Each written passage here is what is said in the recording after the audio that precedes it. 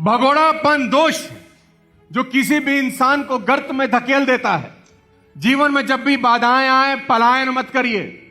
एक बार साला भागने की आदत पड़ गई, जिंदगी भर आदमी भागता रहता है, सारी उम्र भागता रहता है। याद रखना, पेड़ कट जाने के बाद दोबारा बड़ा हो जाता है, चांद फिर से बड़ा हो जाता है। इस बदलती बिगड़ती दुनिया में कुछ भी स्टेबल नहीं है, चीजें बदलती ही रहती हैं। कोई भी चीज लंबे समय तक होती ही नहीं। अच्छे दिन भी हमेशा लंबे समय तक नहीं रहते और खराब दिन भी हमेशा लंबे समय तक नहीं रहते। याद रखना, कठिनाइयों से घबराना नहीं। कठिनाइयां और बाधाएं सिर्फ कमजोर को कमजोर करने आती हैं। कठिनाइयां और बाधाएं सिर्फ कमजोर को कमजोर करने आती हैं और उन्हीं को दबा पाती हैं साला जो पहले से कमजोर है।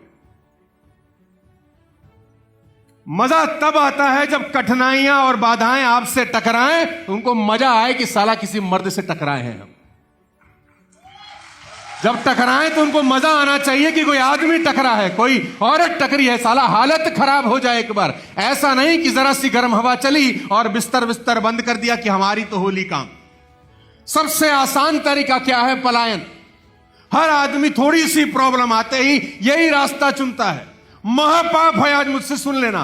कोई भी धंधा करना, पलायन मत करना। एक बार पलायन किया साला गंदी आदत लग जाएगी। यहां से वहां जाओगे, वहां से कहीं और जाओगे, वहां से कहीं। अरे चुनौतियों का सामना करना एक बार सीख गए ना, पलायन की नौबत कभी जिंदगी में नहीं आएगी।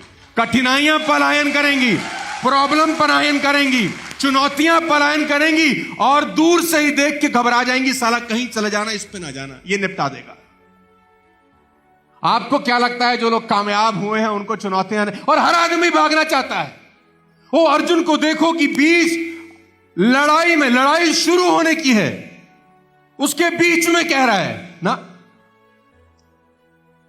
कुरुक्षेत्र के युद्ध में सब तैयार हैं, दोनों सेनाएं आमने सामने खड़ी हैं, सब घर बार छोड़ के आए हैं, और उसके बीच में कहता है ना, नहीं लड़ता। क्यों नहीं लड़ता? अपना तर्क है उसके पास भी। जो पलायन करते हैं सबके पास साला कोई ना कोई तर्क है, और जिसका तर्क सुनो लगता है बात तो ठीक कह रहा है। अर्जुन भी बात ठीक कह रहा है।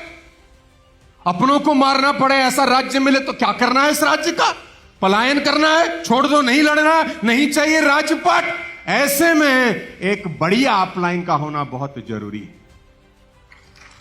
ऐसे में एक बढ़िया कृष्ण के अलावा कोई और अपलाइन होता तो शायद अर्जुन पलायन कर जाते। कोई और होता तो पलायन, वो तर्क ही ऐसा दे रहा है। आपकी टीम में कोई पलायन करेगा, तर्क ऐसा देगा, आपके पास जवाब ही नहीं। आप बोलते हो बात तो ठीक कह रहा है यार, इसको कैसे रोकूं, जाने तो, ऑल द बेस्ट, जा। लेकिन भगवान कृष्ण ने अर्जुन को यह नहीं बोला जा। भगवान कृष्ण ने अर्जुन को यह बोला कि यह टाइम है ये बात करने का। पहले क्यों नहीं सोचा बे? तेरी वजह से कितने लोग घर बार छोड़ के आए हैं। कम ऑन,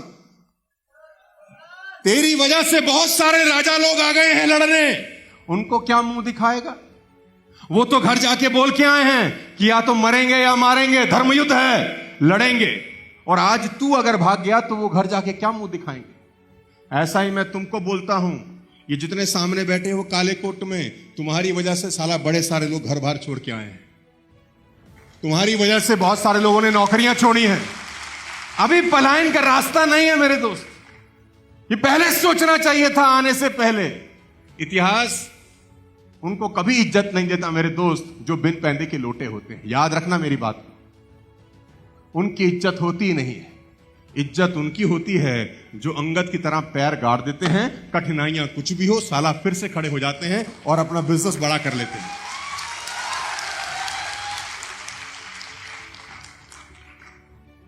मैं आपको उदाहरण देकर समझाऊंगा, आपको जल्दी समझ में आएगा। आपकी स्क्रीन के ऊपर एक कंपनी का नाम लिख रहा हूं जिसका नाम है Tesla. Ladies and gentleman, boys and girls, 2003 में यह कंपनी स्टार्ट हुई।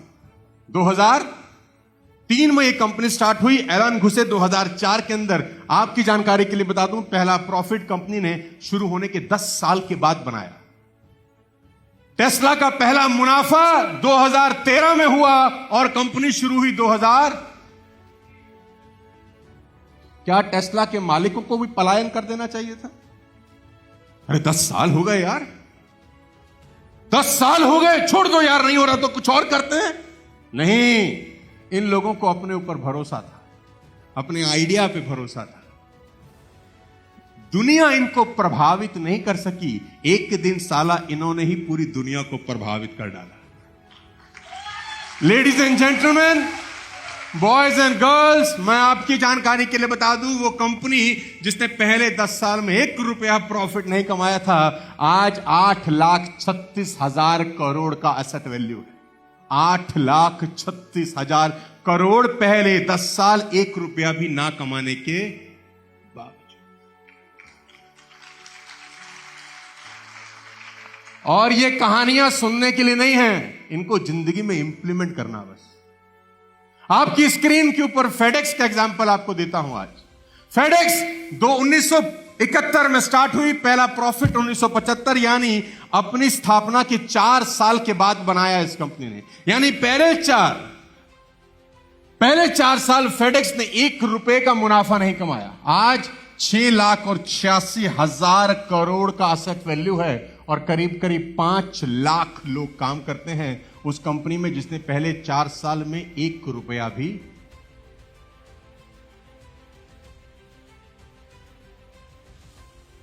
बड़े लोग यूं ही साला बड़े नहीं हो गए, शेर का जिगरा लेके आए थे, अपने काम पे भरोसा था। ऐसा नहीं था कि 4 लोग पिन मारें तो साला गुब्बारा ही फट के हाथ में आ जाए। लेडीज एंड जेंटलमैन, अमेज़न 1994 में जेफ बेजोस ने स्टार्ट किया। 9 साल तक 1 रुपया नहीं कमाया इस आदमी ने, पल्ले से लगाता रहा, उधार मांग के लगाता रहा। पहले 9 साल 1 रुपया नहीं कमाया। 2003 में स्वाद चखा, आज 41,60,000 करोड़ का ब्रांड वैल्यू है। दुनिया का नंबर 1 आदमी बना वो जो 9 साल अच्छा आप मुझे बताओ, उस 9 साल में लोग क्या कहते होंगे जेफ बेजोस को? आप बता दो, मुझे नहीं कहना आपसे। उस 9 साल में कौन ऐसा होता होगा जो जेफ को बोलता होगा, जेफ तू कमाल कर रहा है, हमें तेरे पे पूरा भरोसा है, लगा रहे। लोग इसकी चड्डी में बम नहीं, एटम बम लगाते होंगे। और 9 साल प्रॉफिट नहीं कमा रहा, यह बड़ी बात नहीं है। बड़ी बात यह है कि उस 9 साल में पैसा भी लगाया जा रहा है, पीछे से पैसे की बम्बार्डमेंट हो रही है, उधार मिल रहा है, उधार लगा रहा है, पल्ले से मिल रहा है, पल्ले। एक बात का भरोसा है कि मैं जो आइडिया लेके चल रहा हूं, एक दिन साला दुनिया पे राज करूंगा, एक दिन राज करूंगा। मैंने आपसे कहा, बड़े लोग यूं ही बड़े नहीं हुए, तुक्के में, विरासत में बड़े नहीं हुए। इन लोगों में साला शेर का जिगरा है। यहां डायरेक्ट सेलिंग के अंदर 9 साल 9 दिन में साला फट के हाथ में आ जाता है। और मजे की बात तो यह है कि लगा भी साला कुछ नहीं है। तुमको पैसा क्यों आना चाहिए? ऐसा कौन सा कांड किया है कि आ जाए? ये है वो लोग। 2007 में फाउंड हुई जियो। 2007 में मुकेश अंबानी ने जियो की स्थापना करी। 2007 से लेकर 11 साल 2018 तक सिर्फ बैकग्राउंड में काम होता रहा। ऑप्टिकल फाइबर बिछती रही। 1.5 लाख करोड़ का प्रोजेक्ट था। 1.25 लाख करोड़ बैंक से उठाए, 25,000 करोड़ पल्ले से लगाए। पहले 11 साल अंबानी साहब एक पैसा कमाए बिना 1.5 लाख करोड़ लगा गए। मुझे आप बताओ, 7 से लेकर 18 तक, उस 11 साल के अंदर, 9 साल के अंदर कितने लोग बोलते होंगे कि तू बहुत बड़े, 1.5 लाख करोड़ लगा दिया। और फिर वो आदमी कहता होगा कि हर आदमी से 200-300 रुपया कमाऊंगा बस। तो लोग मैथमेटिशियन भी होंगे, उसको बोलते होंगे इतना पैसा बैंक में रख, इतने का ब्याज पूरी जिंदगी आएगा। ऐसे गीता ज्ञानी भी लोग होंगे उसके आजू बाजू में। लेकिन मजे की बात तो यह थी, उसको पता था ऐसे हरामखोरों से सलाह नहीं लेनी। पहले 9 साल 11 साल 1 रुपया ना कमाने वाला जियो आज 3 लाख करोड़ के ब्रांड वैल्यू पे है। 3 लाख करोड़ का एसेट वैल्यू है जियो का आज की डेट में। $38 बिलियन, 3 लाख करोड़। आईपीएल क्या, जियो सिनेमा क्या, हर चीज में घुसा है। 2 साल तक तुमको फ्री दिया है।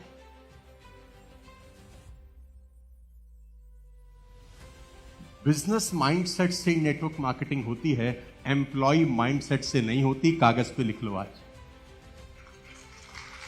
डायरेक्ट सेलिंग का बिजनेस एम्प्लॉय माइंडसेट से हो ही नहीं सकता कि मैं किसी टीम का हिस्सा हूं, वो जैसा बताएगा मैं कर लूंगा, ऊपर वाला बता देगा मैं कर लूंगा, नहीं बताएगा मैंने, ये होएगा ही नहीं। तो इस बात को अच्छे से समझ लो, पेशेंस रखनी पड़ेगी। बहुत समय ऐसा होगा पे आउट गिरेंगे, नहीं आएंगे, लोग परेशान करेंगे। अरे कितना साल तुमको टोटल हुआ है? 4 साल तो मुझे ही हुआ है, तो तुमको तो कम ही हुआ होगा। और तुम्हारा लगा क्या है बे? जितना पैसा लगा है उसकी तुम पूड़ियां तल के खा गए राइस ब्राइन में, कमीनो। तुम्हारा पल्ले से क्या लग रहा है? इनका पल्ले से 10-10 साल लगे हैं और अंधा पैसा इन्वेस्ट हुआ है। इन सब में एक ही बात कॉमन है। ऐसे दर्जनों एग्जाम्पल आप गूगल पे जाएंगे तो आपको मिल जाएंगे। मैंने कोई हैरान करने वाली चीज आपको नहीं बताई, आप भी निकाल सकते हैं।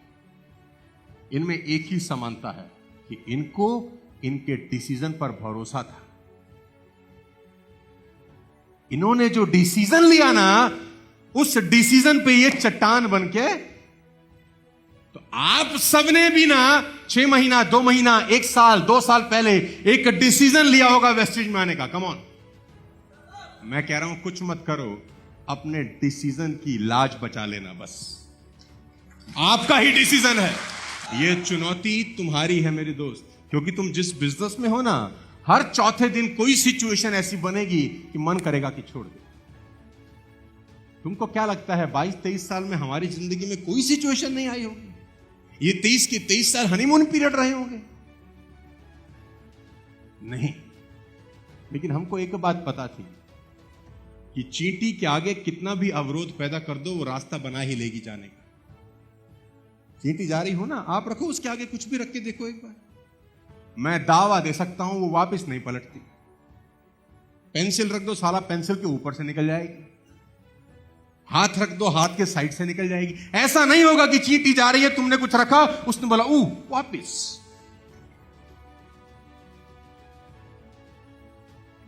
इतना छोटा सा जीव जब पलायन नहीं करता, तुम तो महाजीव हो मेरे दोस्त। तुम कैसे पलायन कर सकते हो? इतना छोटा सा जीव पलटता नहीं है यार। बिजनेस करने के लिए सबसे पहले बिजनेस में रुकना जरूरी है मेरे दोस्त। मैं आपको 1000 चीजें बता दूं, कोई फायदा ही नहीं है अगर यह बात समझ में ना आए कि यह बिजनेस रुक के ही होगा। हर व्यक्ति फेल होता है, धूल में गिरता ही है यार। तो आप सबके साथ अगर ऐसी घटनाएं हो रही हैं तो खुशकिस्मत हो। ऊपर देख के धन्यवाद देना ईश्वर का कि तुम्हारा बढ़िया टेस्ट लिया जा रहा है, सही जगह पे लिया जा रहा है। पलायन नहीं करना मेरे दोस्त, भागना। वादा करो भागोगे तो नहीं। कम ऑन, दोनों हाथ ऊपर उठा के बोलो यार। कम ऑन, दोनों हाथ उठ। आप बोल दो सर, पलायन नहीं करेंगे। वन मोर टाइम, पलायन नहीं करेंगे। चाहे कुछ हो जाए, कितनी आंधियां उड़े, कितने तूफान उठें, दुनिया छोड़ देंगे लेकिन साला करेंगे यही कंपनी, और आखिरी तक डट के करेंगे।